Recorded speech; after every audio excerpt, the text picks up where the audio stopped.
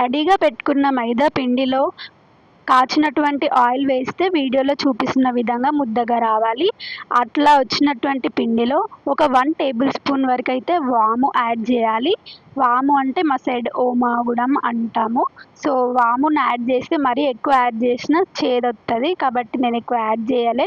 తర్వాత రుచికి తగినంత సాల్ట్, అలాగే రంగు కోసం అయితే పసుపు యాడ్ చేశాను. పసుపు యాడ్ చేసుకొని కొద్ది కొద్దిగా వాటర్ యాడ్ చేస్తూ పిండినైతే మరీ మెత్తగా కాకుండా మరీ గట్టిగా కాకుండా కలుపుకోవాలి. ఎందుకంటే సమోసా క్రిస్పీగా రాదు, అలాగే టేస్టీగా కూడా రాదు. సో నేను వీడియోలో చూపిస్తున్న విధంగానైతే కలుపుకొని పక్కకు పెట్టుకోవాలి. ఒక అరగంట సేపు అయితే ఈ పిండికి రెస్ట్ ఇవ్వాలి.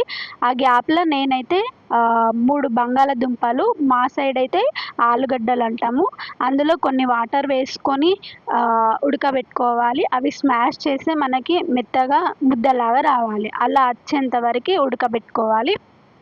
అవి ఉడికే గ్యాప్లో నేనైతే ఇక్కడ బౌల్ని వాష్ చేసుకుంటున్నా.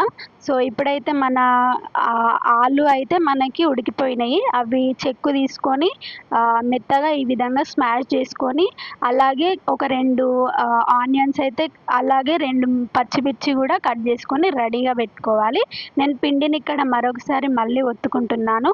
అలా పక్కకు పెట్టుకొని పిండిని మరొక ప్యాన్లో కొంచెం ఆయిల్ తీసుకొని పచ్చిమిర్చి అలాగే ఆనియన్ వేసి ఒక 2 నిమిషాలు అయితే వేగనివ్వాలి. అలా వేగుతున్నటువంటి ఆనియన్స్ పచ్చివాసన పోయే వరకు ఆగిన తర్వాత ఒక 1 టేబుల్ స్పూన్ అయితే అల్లం వెల్లుల్లి పేస్ట్ వేసుకొని అది కూడా పచ్చివాసన పోయే వరకు వెయిట్ చేయాలి. పచ్చివాసన పోయిన తర్వాత స్మాష్ చేసుకున్నటువంటి ఆలు వేసుకొని ఒక 2 మినిట్స్ ఫ్రై అవ్వనివ్వాలి. ఫ్రై అయిన తర్వాత రుచికి తగినంత సాల్ట్, అలాగే పసుపు మరియు ధనియాల పౌడర్ అయితే యాడ్ చేసుకొని ఒక 5 మినిట్స్ వరకు ఫ్రై అవ్వనివ్వాలి. అవి ఎంత ఫ్రై అయితే టేస్ట్ అంత బాగా వస్తుంది. సో ఇదైతే మన స్టఫింగ్ అన్నమాట.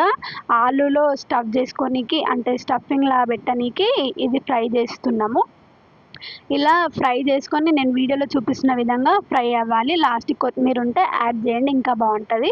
సో ఈ విధంగా చేసుకున్నటువంటి దాన్ని పక్కకు పెట్టుకొని పిండినైతే చపాతీని మనం ఓవెల్ షేప్లో చేసుకోవాలి. మిడిల్లోకి కట్ చేయాలి.